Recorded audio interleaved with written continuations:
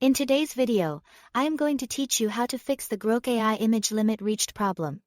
If you are trying to generate an image in Grok and suddenly see a message saying you've hit your limit, don't worry. In most cases, this is a normal usage restriction and there are a few simple ways to deal with it.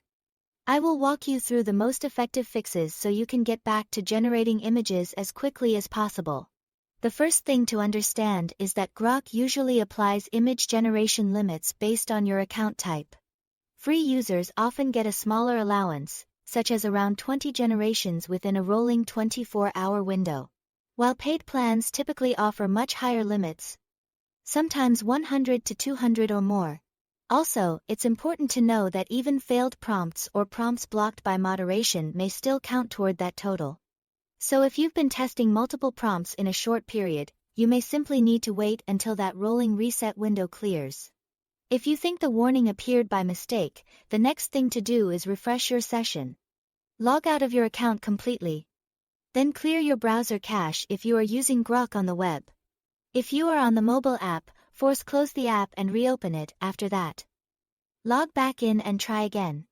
This can help remove false or stuck limit notifications that sometimes continue to show even after your actual usage should be available again.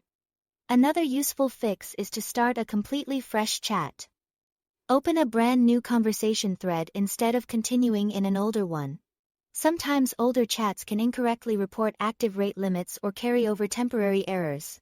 So beginning a new thread gives the system a clean session to work with. It's a quick step, but it can make a difference. If you regularly create a lot of images and keep running into the same cap, upgrading your plan may be the best long-term solution. To do that, click your profile icon and look for the upgrade option. A higher tier subscription can expand your daily image and video quota, which is especially helpful if you use Grok frequently for creative projects, content creation, or testing prompts. That's all to it. Thanks for watching.